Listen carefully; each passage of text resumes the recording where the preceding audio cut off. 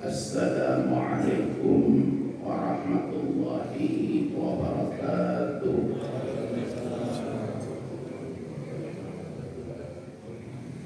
Alhamdulillahi rabbil alamin, wal 'aqibatu lil muttaqin, wa la udwana illa 'alal zalimin. Asyhadu an la ilaha illallah wahdahu la syarika lah, wa asyhadu anna Muhammadan 'abduhu wa rasuluhu la nabiyya ba'dah. Allahumma fassalli wa sallim wa barik ala Muhammadin imamul mursalin qaidil mujahidin wa ala alihi wa ashabihi wa ansarihi wa junudihi wa man tamassaka bi sunnatihi wa man da'a bi da'watihi wa man jahada fi sabilihi wa man tabi'ahum bi ihsan ila yaumiddin, amma ba'd. Qala Allah ta'ala, ya ayyuhalladzina amanu taqullaha haqqa tuqatih wa la tamutunna illa wa antum muslimun. Wa qala ta'ala, ya ayyuhalladzina amanu taqullaha wa kunu ma'as sholihin. Ibu dan bapak, keluarga besar Masjid Jami Al-Falah Yasmin Sektor 6 yang Allah muliakan, taqabbalallahu minna wa minkum wa kullu amin wa antum bi khair minal a'idin wal walidin. Mohon maaf lahir dan batin. Semoga ibadah-ibadah kita diterima Allah Subhanahu wa taala, dan semoga pula dosa-dosa kita diampuni Allah Subhanahu wa taala, dan semoga kita diberikan umur untuk senantiasa taat kepada Allah Subhanahu wa taala dan bermanfaat kepada sesama manusia. Hari ini kita masih dalam keadaan duka yang panjang. Kalau biasanya di Palestina itu yang tercerai-berai adalah rumah bangunan, sekarang yang tercerai-berai adalah anggota tubuh anak-anak, ibu-ibu di Palestina. Jadi ini sudah sampai pada level di mana Israel menunjukkan kalian bukan siapa-siapa. Bahkan seorang anak Palestina berkata, kapan kalian bisa marah? Kapan kalian bisa marah? Begitu. Ingin menggugah kepada semua umat manusia, bukan cuma umat Islam. Ya, karena di Gaza itu, Pak, ya, jalur Gaza di tepi barat itu bukan cuma ada masjid, tapi juga gereja. Udah nggak ada lagi, Pak. Semuanya rata. Semuanya rata. Saya kalau ceramah di onsor-offshore itu kadang bareng sama pendeta. Dan kalau diskusi dengan pendeta itu kita bicara masalah Israel, Pak. Ya, dia mengakui memang paling sulit, paling sulit. Gak ada satupun di dunia ini Kristen itu, kalau Bapak ingin tahu bagaimana pendapat Yahudi tentang Yesus, coba klik aplikasi cerdas itu. Apa kata orang Yahudi tentang Yesus? Di mana Yesus sekarang? Neraka. Coba ketik apa pendapat Islam tentang Yesus? Di mana Yesus sekarang? Surga. Jadi kata mereka, nggak ada alasan lagi Kristen itu ngebela-belain Yahudi. Jadi yang paling menyisir hati kita itu pidato anak-anak itu. Kapan kalian bisa marah? Kapan kalian bisa marah? Ya. Yahudi itu cuma 7 juta, Pak. Di Israel itu Yahudi itu cuma 7 juta. Orang Arab kalau dikumpulkan 300 juta.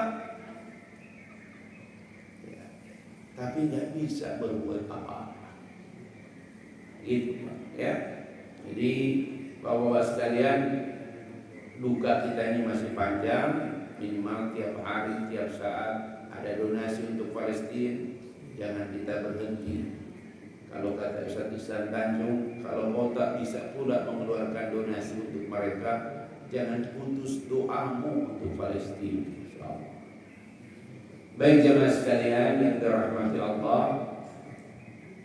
pasca Ramadan ada dua hal yang perlu kita evaluasi.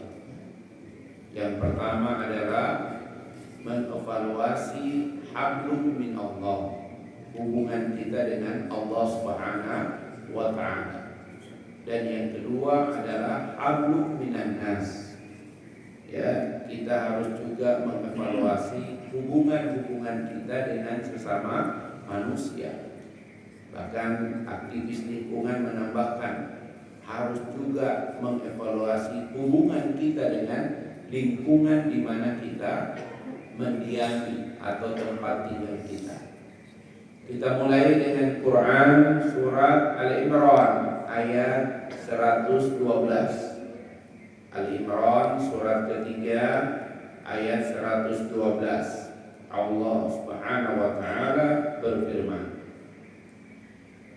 A'udzu billahi minasy syaithanir rajim. Bismillahirrahmanirrahim. Duribat 'alaihimud dhillatu aynama thuqifu illa bihablin minallah wa hablin minan nas.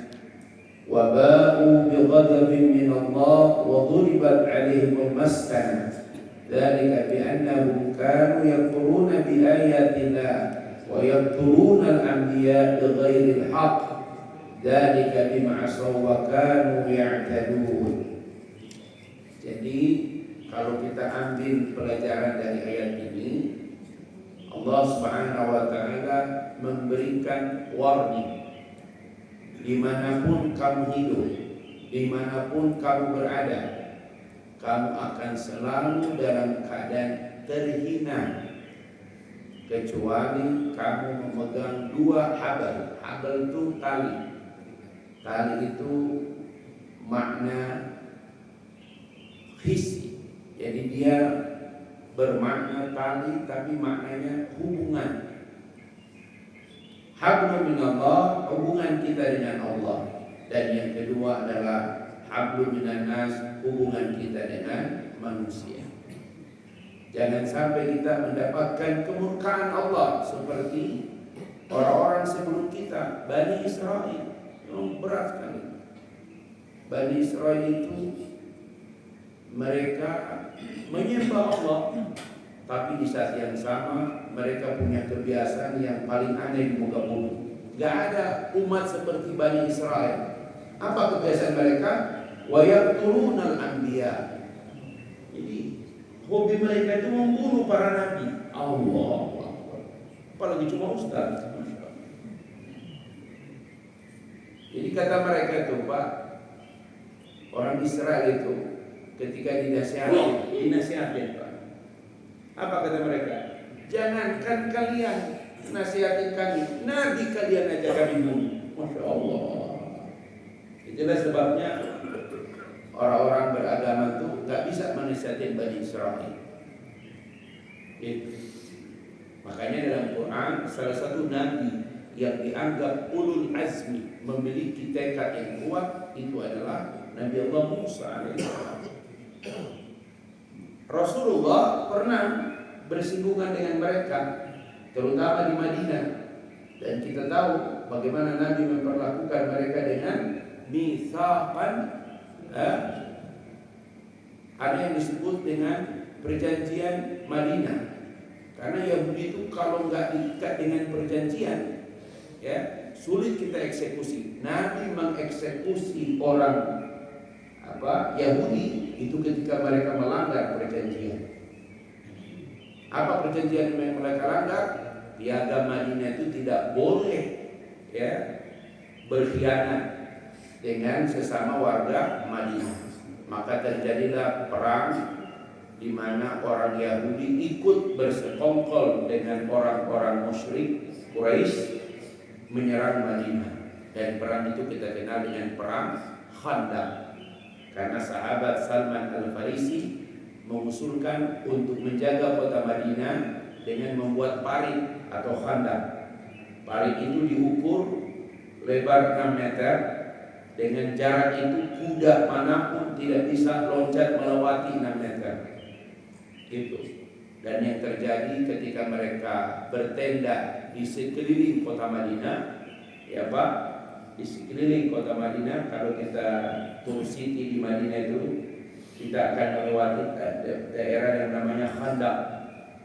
Itu kemudian ada parit yang besar, ya, dan Allah mengirimkan angin yang sangat kencang, plus juga sangat dingin. Kita tahu suhu Madinah itu kalau panas paling panas, dan kalau dingin paling dingin. Madinah itu ekstrim, dan mereka kemudian akhirnya menyerah kembali dan tidak masuk ke Madinah. Ya, setelah itu Rasulullah SAW menerima laporan bahwa ternyata orang-orang Yahudi, ya, ikut bersekongkol dengan kafir Quraisy. Maka kemudian Nabi mengeksekusi mereka. Terjadilah peristiwa yang namanya Khaybar. Dieksekusi Pak, disembelih, gitu. Ya, Umar berkata saatnya kita eksekusi mereka. Nggak bisa Pak diberi ruang, karena memang Yahudi itu ciri khas mereka adalah apa tuh? Berkhianat dengan perjanjian. Ya, seperti itu. Jadi bapak-bapak, hablum minallah, hablum minas. Kita mulai dari hablum minallah. Apakah Ramadan kita, iktikaf kita, tadarus kita, infak sedekah, zakat kita, Idul Fitri kita sudah menguatkan hablum minallah kita? Insya Allah. Apa tanda? Apa tanda hablum minallah kita makin baik? Tanda hablum minallah seorang hamba dengan Allah makin baik, dia merendahkan diri di hadapan Allah Subhanahu wa taala. Dia merasa dosanya belum terampuni oleh Allah Subhanahu wa taala. Hati-hati jangan sampai dengan janji ampunan dari Allah di bulan Ramadan, baik itu puasa, baik itu tarawih, baik itu iktikaf, karena janji Allah itu di bulan Ramadan 3 sekaligus. Man sama Ramadana, man qama Ramadana, man qama lailata Ramadan, 3 sekaligus. Puasa dari subuh sampai ke maghrib, tarawih dari isya sampai witir, 10 hari terakhir, dan semua itu tuntas dihafal. Semuanya jaminannya adalah ghufiralahu, Allah ampuni dosa-dosa yang terlalu. Pertanyaannya, apakah dosa kita diampuni Allah Subhanahu wa taala? Halo? Tanda seseorang itu diampuni dosanya, hatinya merendah, merasa dosanya belum diampuni Allah Subhanahu wa taala. Hati-hati Pak. Ampunan Allah tidak turun kepada mereka yang hatinya meninggi. Ustaz ulangi. Ampunan Allah tidak turun kepada mereka yang hatinya meninggi, tapi ampunan Allah itu turun kepada mereka yang hatinya merendah. Jangan terlalu percaya diri setelah Ramadan melihat orang lain, orang itu gak iktikaf kemarin. Gak boleh begitu Pak. Jangan terlalu percaya diri melihat itu orang gak khatam baca Quran. Gak begitu Pak cara menilainya. Cara menilainya, setiap kali kita melihat orang yang lebih senior dari kita, maka kita nilai, ya Allah, pahalanya lebih banyak dari kita, karena usianya lebih jauh dari kita. Tapi melihat orang yang lebih muda dari kita, maka kita berbalik, dosanya lebih sedikit dari kita. Jangan dibalik Pak. Lihat Pak ketua yayasan, wah ini mah dosanya banyak ini, apalagi dulu di tentara, beberapa orang dia bunuh. Bukan begitu. Kalau lihat yang lebih sepuh, ini pahalanya pasti lebih banyak dari saya. Kenapa? Karena Ramadannya lebih banyak dari saya. Gitu Pak ya. Jadi hati-hati. Kenapa? Karena ada standar nilai. Innallaha la yanzuru ila ajsamikum wala ila ashwarikum. Allah tak nilai seseorang itu dengan jasadnya, nampak zahirnya.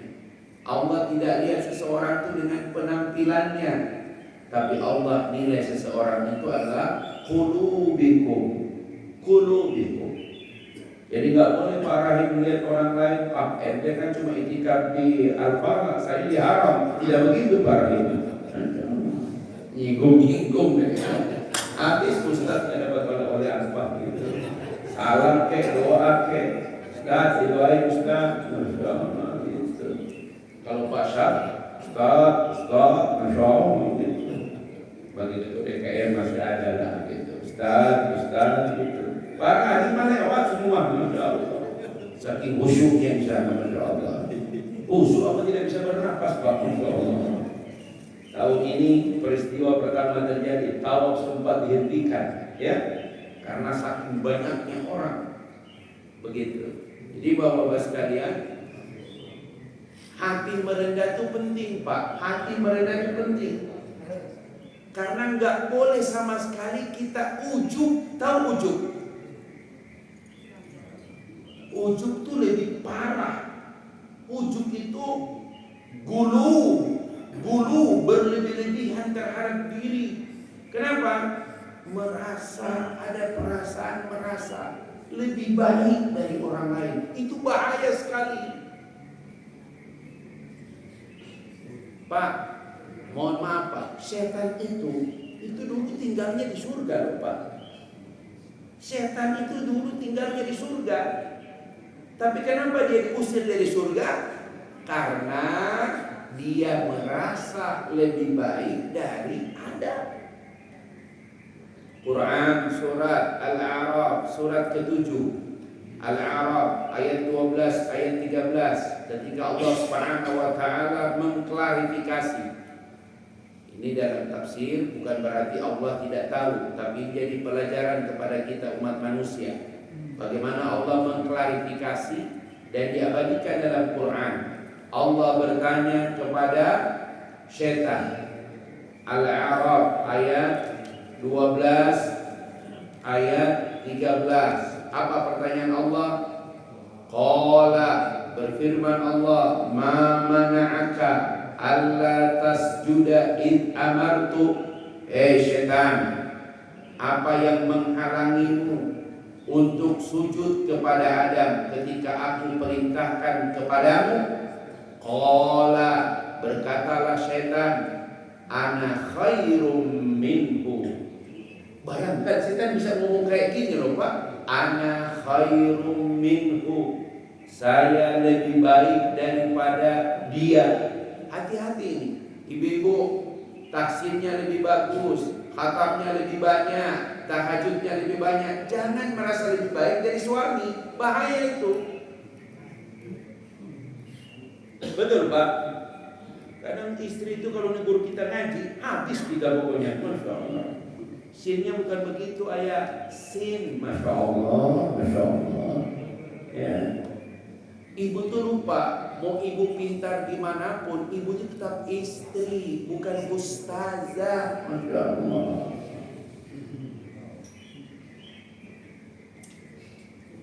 Ini saya sengaja angkat tema ini karena banyak orang pasca Ramadan tiba-tiba berubah menjadi malaikat.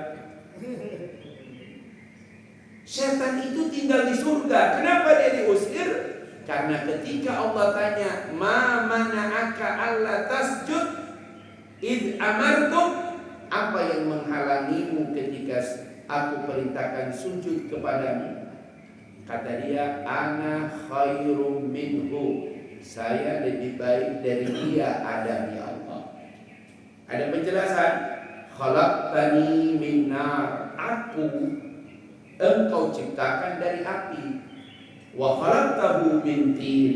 Sementara Adam cuma engkau ciptakan dari tanah.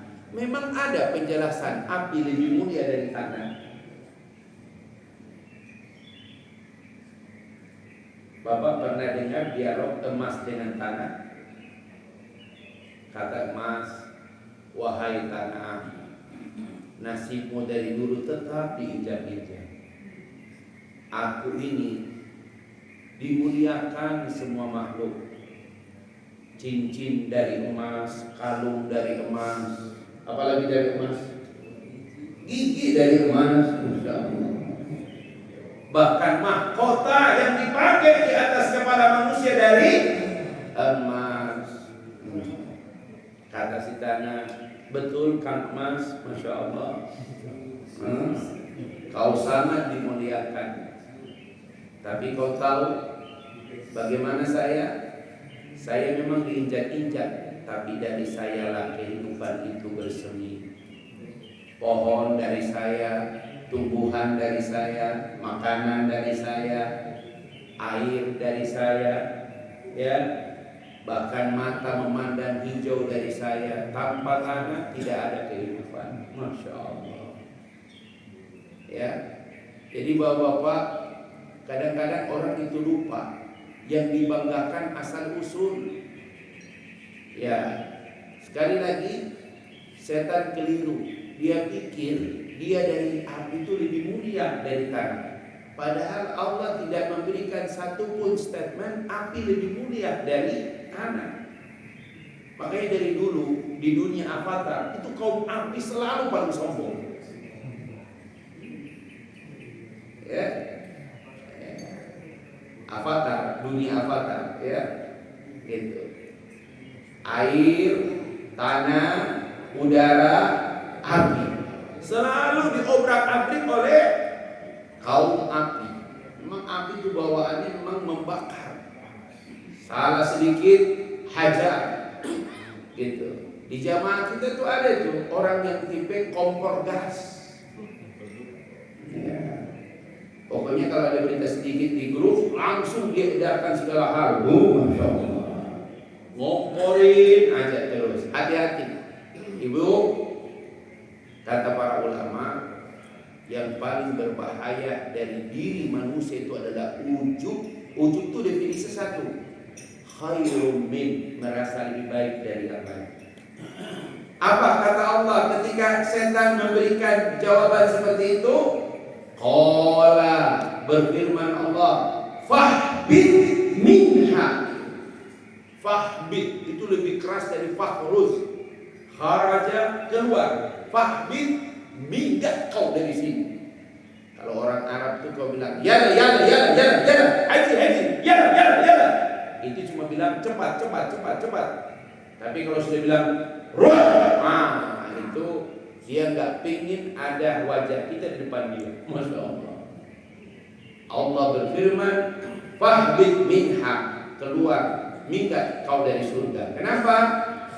Ya, fama yakunu laka an tatakabbara fiha, karena tidak pantas ada yang menyombongkan diri di dalam surga. Kata ulama, Pak, ini perhatian baik-baik.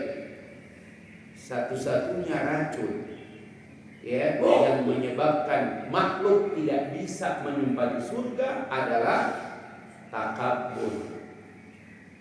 Ketika kita merasa lebih baik dari yang lain. Nabi SAW bersabda, la yadkhulul jannah, tidak akan pernah masuk surga. 3 kali. Kalau bahasa kita never. Tidak akan pernah selama-lamanya. Sahabat, man ya Rasul? Nabi tidak jawab. Lan yadkhulul jannah, tidak akan pernah masuk surga. Kedua kali sahabat mulai menangis. Ketiga kali semua sahabat menundukkan kepala. Tidak akan pernah masuk surga. Kalau sudah dibilang tidak akan pernah masuk surga, maka semuanya sudah buntu.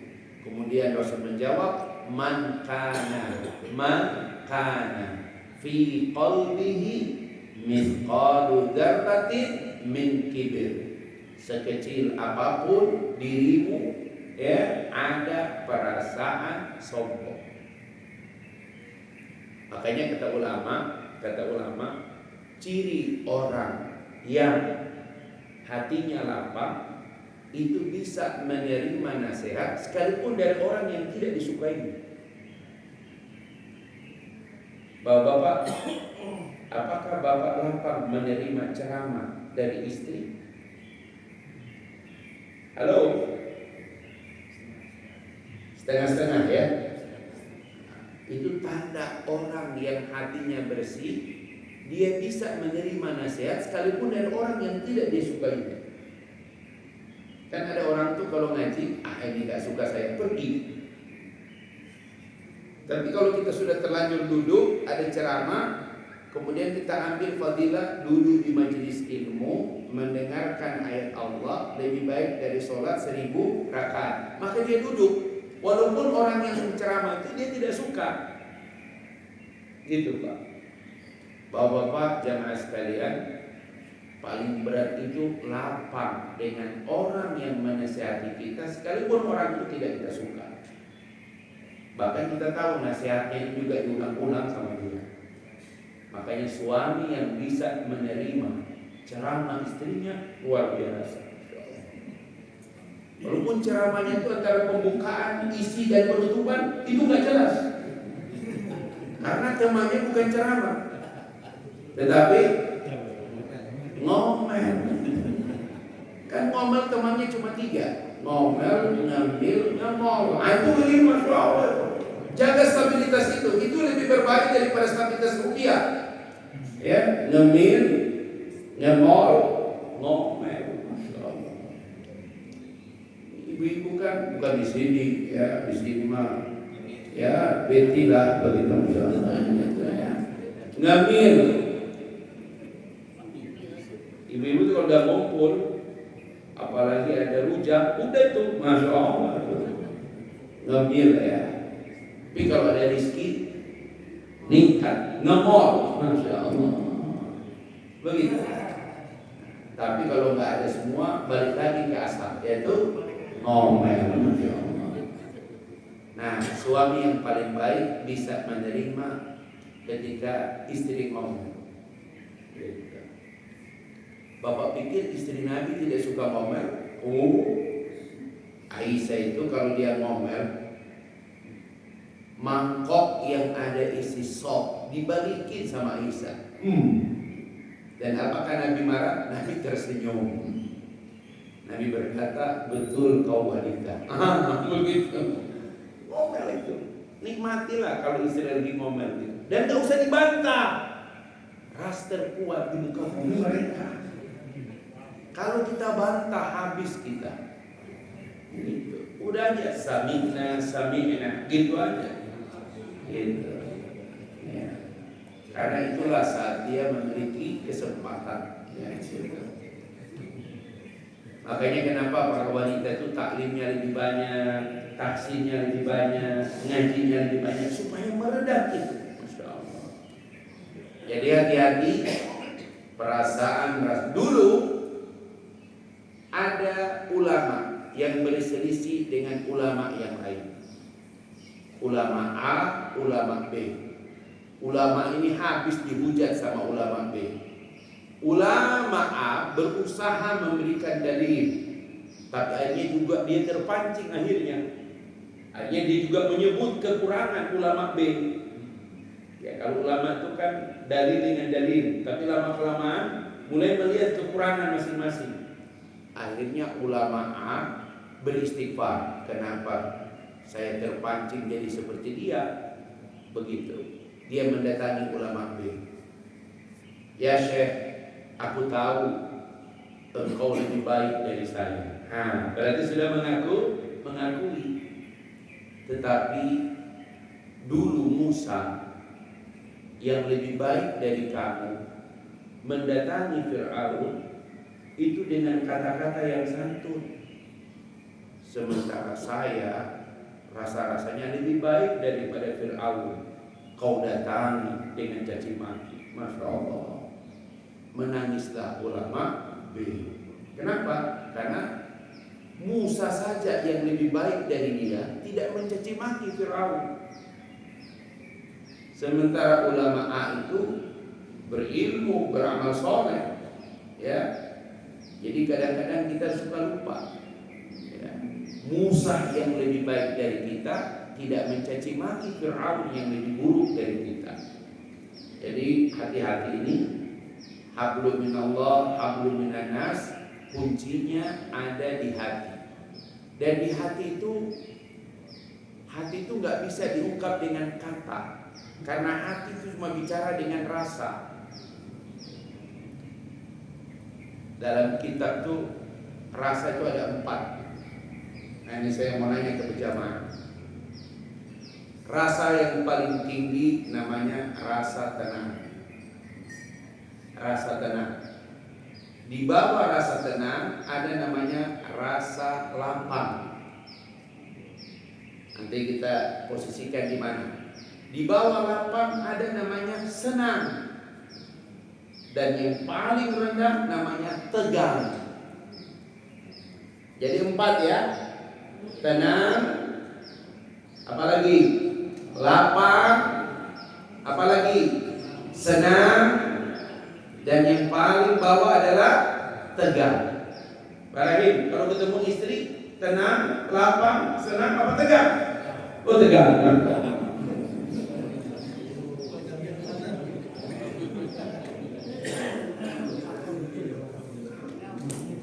Kalau selesai ibadah, tadi nih, pokoknya alhamdulillah selesai. Itu yang kita rasakan, tenang, lapang, senang, apa tegang?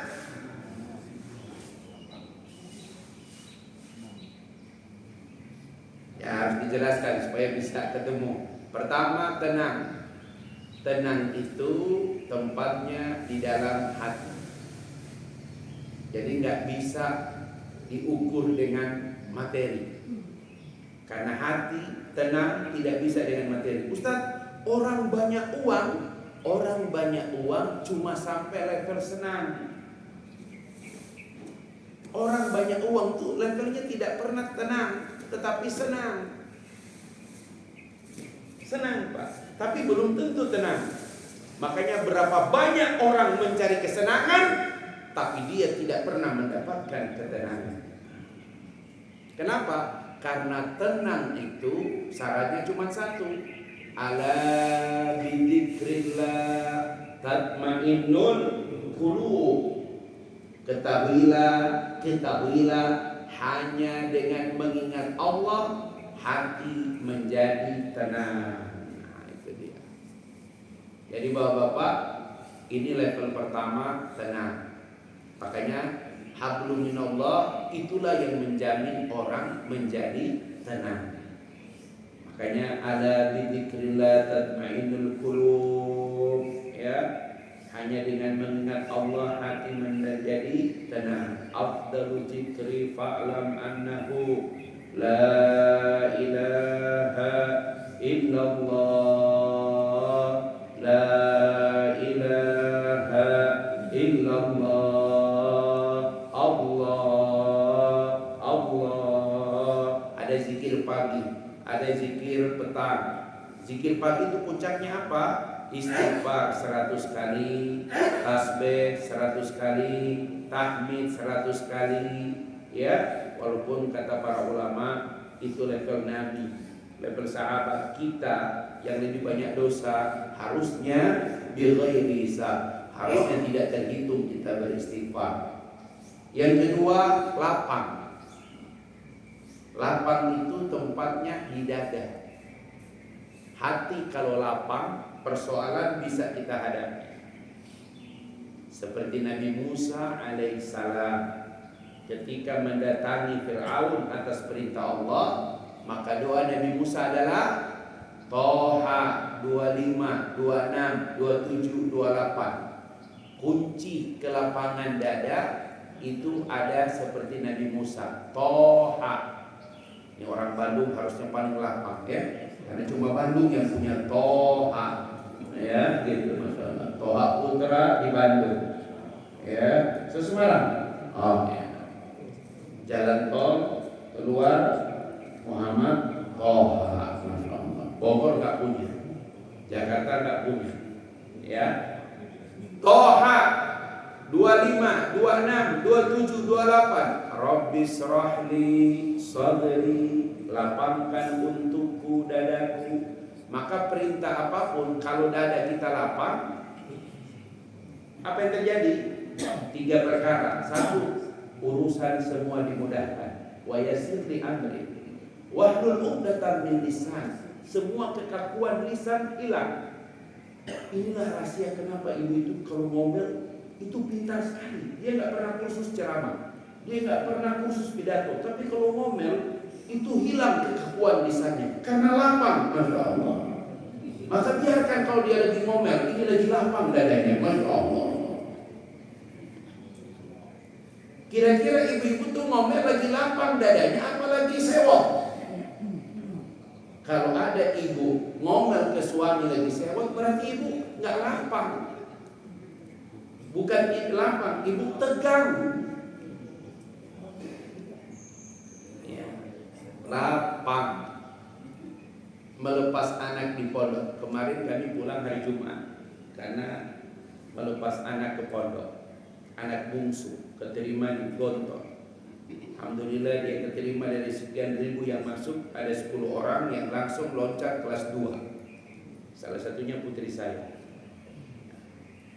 Selama lebaran, selama Ramadan itu nggak bisa tidurnya sama ibunya. Masya Allah.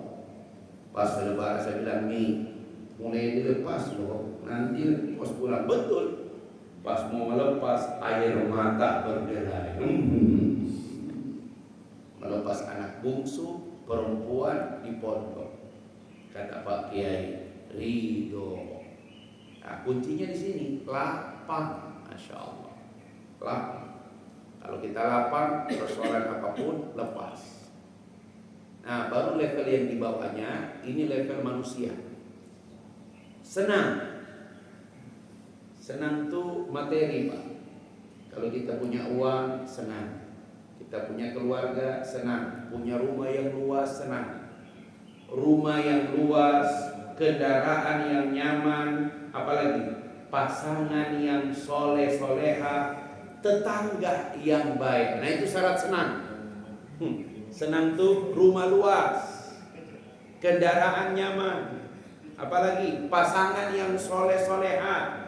Tambah satu, tetangga, lingkungan yang soleh. Nah itu senang. Itu senang. Begitu. Jadi Bapak walaupun pasangan baik, tapi kalau tetangga rese, makanya lihat rumah ini dijual. Itu salah satunya tetangganya rese. Pokoknya sektor 6 Al-Falah, kalau di bawah 10% rumah dijual, rumah dikontrakkan, berarti bahagia tinggal di sini.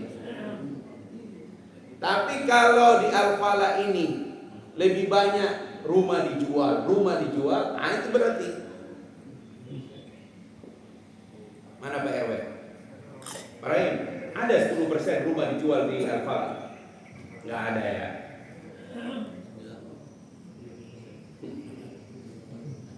Nggak ada lah. Pokoknya nggak usah hitung se-Al-Falah. Satu blok Bapak depan Pak Haji Rauf itu muter taman tuh nggak ada satu pun ditulis dijual situ ya Pak. Nggak ada. Oh ada, cuma satu. Berarti aman lah kalau cuma satu. Orangnya pindah.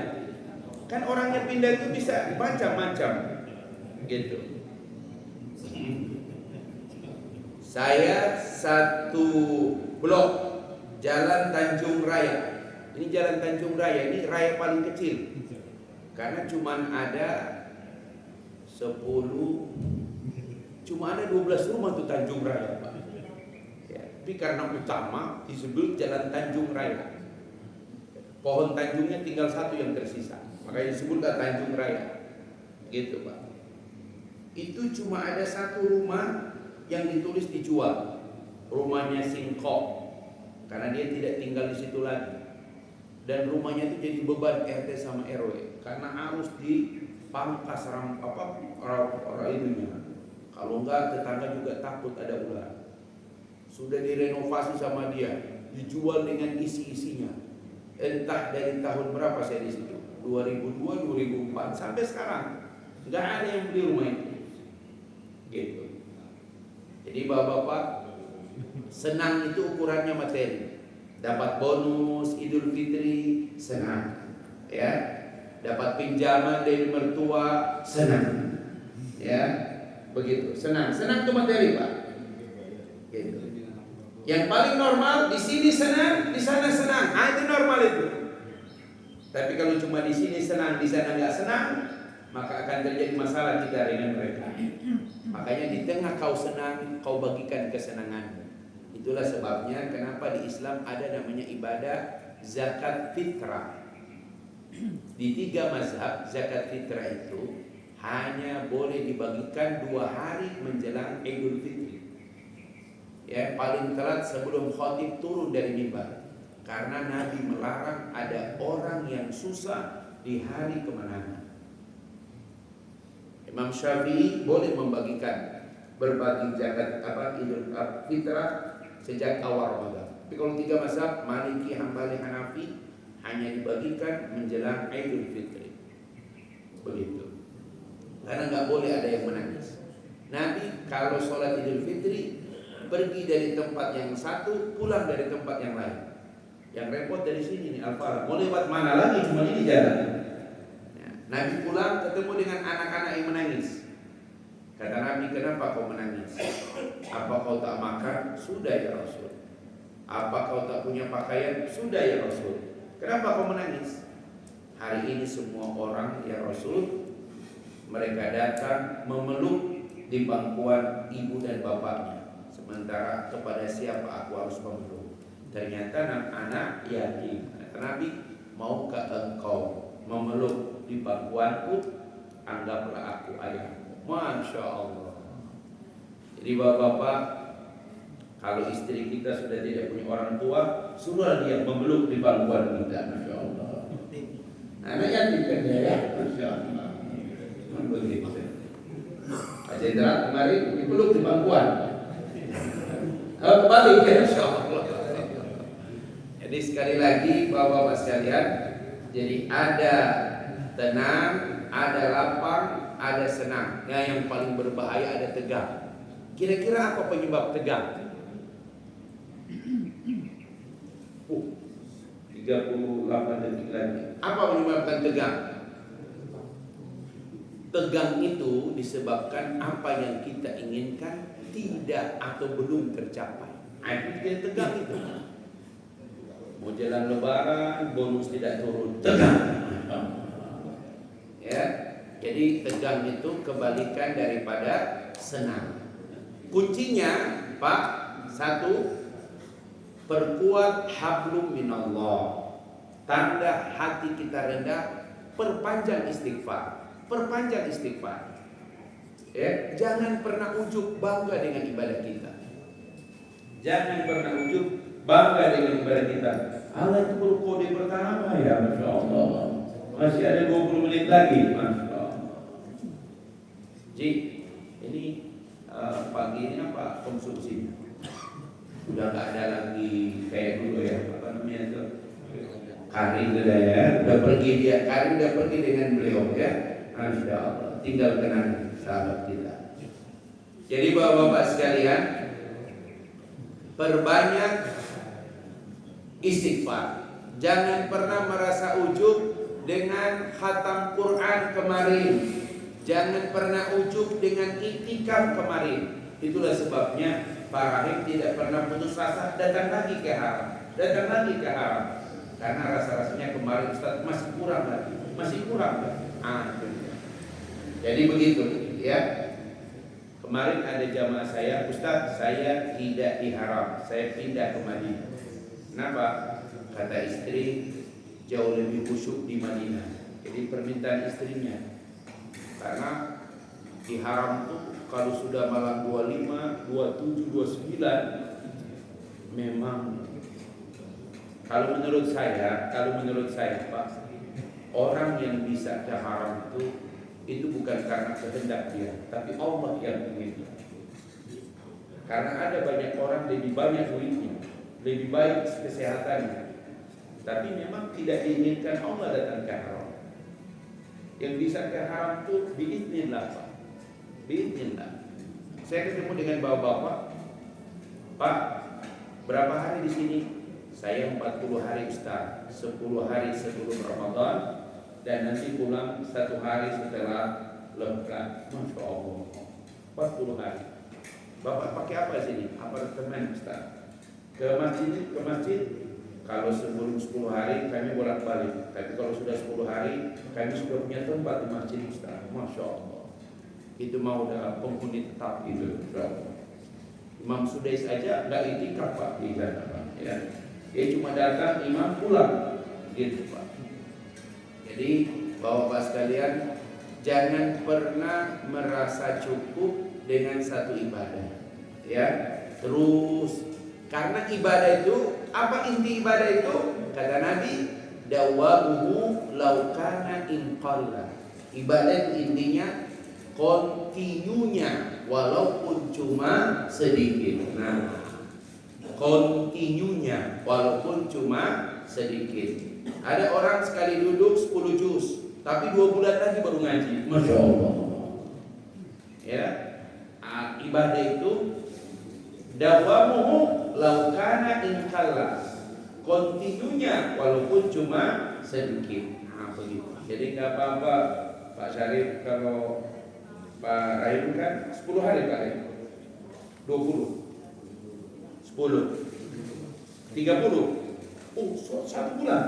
Masya Allah. Al-Lughat al-Arabiyah hunaka Masya Allah. Harusnya 30 hari pulang dari sana. Cap-capnya udah itu, tapi karena makannya tetap nasi, tetap aja pulang bahasa Indonesia ya. Masya Allah. Torik-torik dalam Masya Allah. Jadi gitu. Yang kedua, selain berbanyak istighfar, pandanglah semua manusia mulia. Jangan memandang manusia itu hina. Karena kita tidak pernah tahu siapa di antara kita itu yang lebih dulu masuk surga. Ingat, jangan pernah beranggap amal kita yang membuat masuk surga. Enggak ada.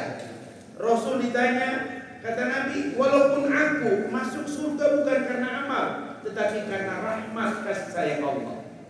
Makanya dalam hadis-hadis sahih, dalam kitab Sahih Bukhari, ada wanita yang masuk surga hanya karena menolong anjing kehausan. Apa yang dinilai Allah dari wanita itu? Rasa kasih sayangnya kepada hewan. Itu yang membuat rahmat Allah turun kepada dia dan dia masuk surga. Jadi ingat, bab masuk surga itu karena rahmat Allah, kasih sayang Allah. Maka jangan pernah putus kasih sayang kita kepada manusia. Jangan pernah putus, apalagi kasih sayang kepada keluarga, kasih sayang kepada kerabat, kasih sayang kepada orang-orang di sekitar kita. Jangan pernah putus. Masih ingat kisah Abu Bakar? Allah tegur karena dia memutuskan kebaikan kepada kerabatnya. Itu berarti amal yang paling Allah cintai. Sebagaimana Nabi katakan tadi, dawamuhu laukana inqalla. Kontinunya walaupun cuma sedikit, teruslah beramal. Ya, di surat At-Taubah, coba kita lihat ayat ini, indah sekali. At-Taubah ayat 105. At-Taubah surat ke-9 ayat 105. Apa standar amal itu? Allah Subhanahu wa taala mengingatkan kita dengan ayat ini. At-Taubah surat ke-9 105. Wa qul i'malu wa qul i'malu, maka teruslah kalian beramal.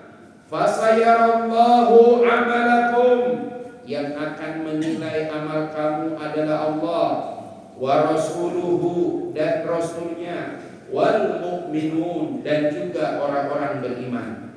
Wa saturadduna ila alimil ghaibi wasyahadah, kalian akan dikembalikan kepada yang mengetahui, yang nampak, yang nyata, dan yang gaib. Fayunabbi'ukum, dan akan mengabarkan kepada kalian bima kuntum ta'malun, dan apa yang kalian kerjakan. Masya Allah. Ibu, gak usah putus Bu. Ustaz jadi tahsin, lanjut tahsin. Tahfiz Ustaz, lanjut tahfiz. Ya, mutar terus tuh amal. Ya, terus.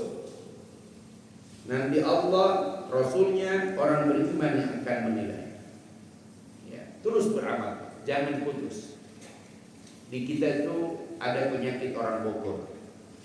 Kalau dia lagi beramal bagus-bagus, kemudian orang bikin masalah, akhirnya dia pundung. Tahu pundung? Itu bahasa Prancis Pak. Karena ujungnya NG. Pokoknya kalau NG pasti Prancis itu. Pundung. Kalau dicampur dikit berubah jadi bahasa Padang. Punduang. Marajuk. Tahu marajuk? Tahu marajuk?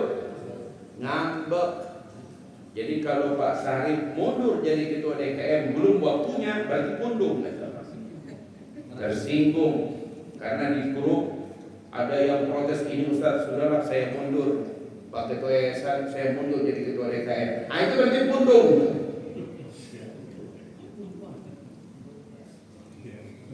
Kalau di tentara ada yang pundung, Pak, dihajar. Ya, jadi nggak boleh pundung, Pak. Ngambek. Ada nggak Nabi yang ngambek pundung? Ada. Nabi Yunus namanya.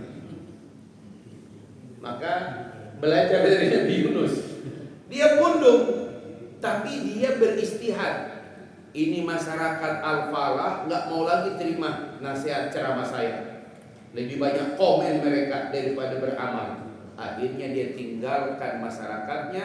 Dia berharap di seberang lautan ini ada penduduk negeri yang lebih menerima Nabi Yunus. Ketika dia naik perahu, perahunya penuh. Nabi Yunus yang memberikan usulan. Buang semua matan yang tidak terlalu penting, dibuang. Gelombang makin gede. Kata Nabi Yunus, harus ada laki-laki yang harus loncat menyelamatkan diri supaya perahu ini tidak tenggelam. Bagaimana Nabi? Kata Nabi Yunus, kita undi mana pria-pria yang dewasa, diundi. Undi pertama keluar Nabi Yunus, semua sepakat jangan dia Nabi Rasul Allah. Undi kedua Nabi Yunus juga yang keluar. Ya, mereka lupa Allah yang atur skenario ini. Yang ketiga Nabi Yunus. Maka ada ungkapan man usul wa huwa mas'ul. Siapa yang usul dia tanggung jawab. Man usul wa huwa mas'ul. Siapa yang usul dia tanggung jawab, ya. Karena 3 kali Nabi Yunus keluar namanya terus, ya. Maka dia yang loncat. Ketika loncat dia tertelan oleh ikan besar. Gak mungkin hiu karena hiu tidak pernah menelan. Paus dalam keadaan tertelan, Pak, amis. Gak ada PLN dalam perut ikan paus, Masya Allah. Gak ada AC, apalagi karpet. Gelap. Maka kemudian Nabi Yunus menyadarinya. Akhirnya yang disebut dengan nidaun nubuwah, penyesalan kenabian. Ternyata ngambek itu gak boleh, ya. Dalam perut ikan itulah Nabi Yunus menyadari, keluarlah istighfar Nabi Yunus yang paling terkenal. La ilaha illa anta subhanaka inni kuntu minadz zalimin. Ya, Al-Anbiya 87 sampai 89. La ilaha illa anta, tidak ada Tuhan yang aku sembah. Subhanaka, engkau tidak keliru, engkau tidak tidur, engkau tidak lupa, engkau tidak salah, engkau tidak mungkin keliru ya Allah. Inni kuntu minadz zalimin, aku yang telah berbuat zalim. Masya Allah. Di surat yang lain Allah berfirman, sekiranya dia Yunus tidak berpasti kepada kami, maka kami biarkan dia dalam perut ikan itu sampai hari berbangkit. Jadi, apa pelajarannya? Dilarang ngambek. Jadi buat spanduk besar-besar, Pak, di depan. Ya. Jaga Ramadanmu, dilarang ngambek. Masya Allah. Bahaya tuh. Coba Pak, kalau lagi lebaran bahagia ada satu anak ngambek. Aduh, di fotonya aja gak enak lihat wajahnya. Masya Allah. Gitu. Makanya bapak-bapak pastikan jangan sampai istri ngambek. Kalau tidak ingin istri ngambek, ajaklah istri ke toko emas. Kan ngajak doang. Soal beli apa jual itu rahasia. Yang penting sudah ngajak istri ke toko emas. Kemarin saya ngajak istri ke toko emas. Ya, pulang kampung itu ada toko emas langganan saya dari dulu dengan istri. Karena memang di situ pelayanannya bagus dan enggak pernah bohong. Tiap kali datang masih tutup. Tiap kali datang sudah tutup. Saya bilang sayang ya, ini tutup. Iya, dia nggak tahu saya sudah atur waktunya. Masya Allah. Begitu. istri ke toko emas itu resiko tinggi. Masya Allah. Antam hari ini Pak sudah 2 juta Pak bergerak. Kalau kita datang ke mall, kita datang ke pertokoan, ada antam, galeri antam, orang antri sekarang Pak. Kalau menjelang Ramadan bukan beli emas Pak, jual emas. Jadi bapak-bapak jangan sampai ada ngambek. Kalau ngambek sabar. Aisyah itu kalau ngambek baskom dibalikin. Masya Allah. Nabi tersenyum. Kau benar-benar wanita. Gitu Nabi. Hanya bilang gitu. Kenapa Nabi diambekin sama Aisyah? Karena Nabi ngigau nyebut Khadijah. Masya Allah. Hati-hati Pak Ketua. Kalau ngigau hati-hati. Jangan sebut Fatimah ya. Insya Allah. Hati-hati. Jadi bapak-bapak, beruntunglah kalau kita tidur nggak ngigo. Kalau ngigo nyebut wanita lain itu bisa bahaya Pak ya. Gitu. Nah yang ketiga bapak-bapak, kalau tadi saya bilang jangan ngambek ya, berlapang-lapanglah. Berlapang. Tenang itu khusus kita dengan Allah. Kalau mau tenang, datang ke masjid, baca Quran, istighfar, zikir, tenang. Tapi kalau pulang ke rumah, berlapang-lapanglah. Lapang itu kunci kita, hablum minan nas. Apa tuh lapang? Kita tahu kita tidak hidup dengan seorang malaikat. Bu, suamimu bukan malaikat. Dia manusia, dia punya salah, dia punya lupa. Apalagi sudah jadi orang Jepang, jelema pensiunan. Keterbatasan. Jadi ada salah satu yang perlu dipahami. Saya kalau diminta isi MPP, masa persiapan pensiun, itu kan diundang selalu oleh corporate suami istri. Apa yang saya materinya khusus, tidak pernah berubah. Mau di Pertamina, di bank, mau di apa. Ustadz Yasir, pensiun dan spiritualitas. Ustadz jangan diganti materinya Ustadz, karena itu sudah jadi ikon. Karena yang paling berat di masa pensiun itu adalah ketika kehilangan spiritualitas. Harusnya ketika pensiun spiritualitasnya itu makin tinggi. Apa kata kunci orang makin tinggi spiritualitas? Ketergantungannya kepada Allah, tidak lagi kepada makhluk. Nah, babnya, kitabnya sudah bab kitab ikan. Sudah mulai segala-galanya Allah. Tidak menilai istri, waduh istri tidak secantik dulu. Oh dulu. Tapi jangan melupakan yang dulu. Ya, kalau masih berharap istri cantik di usia pensiun, itu bahaya betul Pak. Gak nginjak bumi namanya. Ya, berharap istri masih biola itu mimpi. Kenapa udah pensiun? Tahu biola Pak? Dulu kau menikah dengan istri biola, sekarang dia berubah menjadi rebana. Beda Pak. Biola itu kalau dipetik bunyinya masih enak. Itu biola. Tapi kalau rebana apapun kita petik bunyinya sama. Tapi rebana lebih banyak pahalanya daripada biola. Betul? Senyum Pak Rahim ya. Jadi begitulah kira-kira Pak ya. Jadi bapak-bapak dengan manusia itu hablum minan nas apa Pak? Berlapang-lapang. Musa menghadapi Fir'aun, dia enggak minta malaikat maut. Ya Allah, utuslah malaikat maut denganku. Enggak. Rabbis rahli sadri. Lapangkan untukku dadaku. Yang dihadapi manusia, tetangga yang agak hese, Rabbis rahli sadri. Dia parkir mobil dekat karpot kita nggak bisa keluar. Insya Allah. Menegur, kadang dia datang. Kenapa? Ada apa? Loh, ya, cuci mobil, airnya jatuh pas depan karpot kita, becek. Mau ditegur, kenapa? Kenapa? Masya Allah.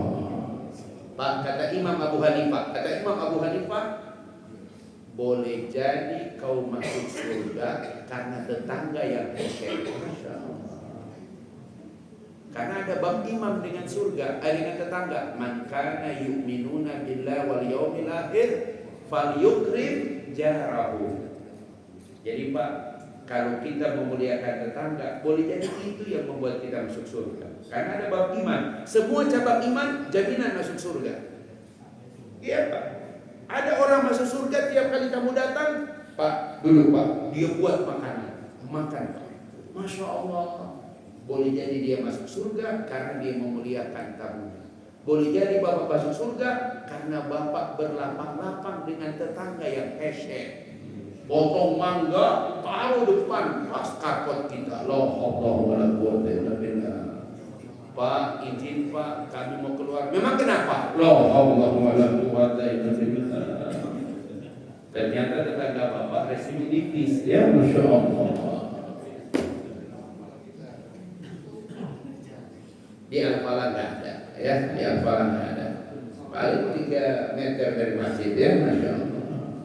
Yang paling terakhir, Bapak-bapak sekalian, ya, jagalah hablum minallah dengan hablum minannas. Ini yang paling tinggi. Apa itu? Memaafkan. Masya Allah. Hadis ini masyhur. Ada yang bilang Abdullah Amr bin As, atau ada yang bilang Abu Darda. Kalau Abu Darda agak sedikit terputus. Kalau Amr bin As hadisnya itu sampai. Apa itu? Ketika kumpul seperti ini, datang seseorang pria yang kata Nabi, min ahlil jannah, akan datang kepada kalian calon penghuni surga. Yang datang ke rumah dia itu pertama Amr bin As, riwayat yang lain mengatakan Abu Darda. Kenapa? Dua-dua sahabat ini datang ke rumah orang itu, ternyata orang itu ibadahnya nggak banyak-banyak amat. Sholatnya biasa, baca Qur'annya biasa. Tapi ada satu kelebihan orang itu. Apa itu? Orang itu selalu mengingat kezaliman orang lain pada dia. Ya Allah, tetanggaku tadi menghardik aku di depan orang banyak. Sakit hatiku. Ya Allah, ya Allah, sakit hatiku. Ya Allah, sakit hatiku, ya Allah. Tapi maafkan tetanggaku itu. Kata Amr bin As, wajar kalau kau masuk surga. Kenapa? Kalau saya hajar orang itu. Masya Allah. Orang Arab digituin, Pak. Masya Allah. Abu Darda beda lagi. Ya Rasul, kenapa orang memaafkan kesalahan orang lain bisa masuk surga? Kata Nabi, ya Abu Darda, kau memaafkan orang itu cuma dapat maaf darimu. Tapi kau yang memaafkan orang mendapat maaf dari seluruh penduduk yang ada di langit. Apakah orang itu punya dosa? Tidak ada lagi. Makanya wajar dia masuk surga. Ibu sudah memaafkan? Tergantung Ustaz, belum lunas hutangnya. Masya Allah. Baik Bapak Ibu sekalian, mudah-mudahan suasana Syawal ini di Indonesia disebut suasana halal bihalal. Pencetusnya Kiai Haji Abdul Wahab Trimurti, pendiri NU. Ya, gagasan pertamanya Soekarno. Dia ingin mengumpulkan kaum muslimin bersama dengan non-muslim di Monas, bikin silaturahmi nasional. Tapi kata Kiai Abdul Wahab, sebaiknya acara itu tidak disebut silaturahmi nasional.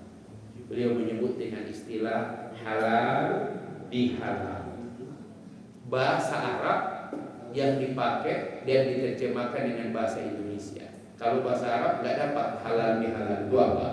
Ya, karena hal artinya jawaban, hal solusi. Ya, tapi kita menerjemahkan halal dengan bahasa Indonesia halal, halal bihalal. Artinya sudah halal bihalal? Belum. Jangan tanya dalilnya. Itu budaya Indonesia. Jadi Pak Rahim walaupun lama di Arab 1 bulan hadir halal bihalal. Itu jangan bilang itu kan bid'ah. Itu bukan ibadah. Itu al-adah, itu kebiasaan, dan kita bersilaturahmi dengan warga setempat, ya. Jadi kalau bisa datang dengan oleh-oleh tentunya dari Arab, ya kalau ada. Kalau udah habis ya minimal untuk mangkot adalah ya gitu. Masa tiap tahun 30 hari di sana keajar-ajar ya masya Allah. Lapang ya masya Allah. Orang istighfar, astagfirullahaladzim, astagfirullahaladzim, astagfirullahaladzim. Allahumma salli ala Muhammad wa ala ali Muhammad. Allahumma alif bainana wa qulubana wa alhimna rushdana wahdina ila siratikal mustaqim. Ya Allah, tautkan hati di antara para jamaah yang lebih senior dari kami, yang lebih muda dari kami, bahkan yang lebih soleh dari kami, yang lebih taat dari kami, yang lebih lapang dari kami, bahkan yang lebih sabar dari kami, yang lebih dermawan dari kami. Ya Allah, jadikan yang senior teladan bagi kami, jadikan yang junior semangat juang bagi kami. Jauhkan dari kami merasa lebih baik dari yang lain. Jangan kau buat mata kami memandang hina orang lain, karena boleh jadi kami menganggap ibadah kami lebih baik dari yang lain. Ya Allah, jauhkan dari kami kebiasaan mudah berprasangka, jauhkan dari kami kebiasaan mudah mendengki. Allahumma ya Allah, kumpulkan kami dalam ketaatan di jalan-Mu yang lurus. Kumpulkan kami di dalam taman-taman surga ya Allah. Di dunia jamaah kami ini tinggal di Taman Yasmin. Pindahkan mereka ya Allah di akhirat di Taman Firdaus. Pindahkan mereka ya Allah ke akhirat di Taman Firdaus ya Allah. Sebagaimana kami juga tinggal di dunia di Taman Cimanggu, pindahkan kami ke Taman Firdaus ya Allah. Allahu biha ya Allah biha bi husnil khatimah. Wa sallallahu ala Muhammad wa ala alihi wa baraka wa sallam. Subhanaka rabbika rabbil izzati amma yasifun wa salamun alal mursalin walhamdulillahi rabbil alamin. Subhanaka Allahumma wa bihamdik asyhadu an la ilaha illa anta astaghfiruka wa atubu ilaik. Lebih dan kurang yang mau dimaafkan, taqabbalallahu minna wa minkum wa kullu amin wa antum bi khair minal aidin wal faidin. Mohon maaf lahir dan batin. Pulau Irian, Bukit Cendrawasih. Cukup sekian dan terima kasih. Assalamualaikum warahmatullahi wabarakatuh. Sallallahu ala Muhammad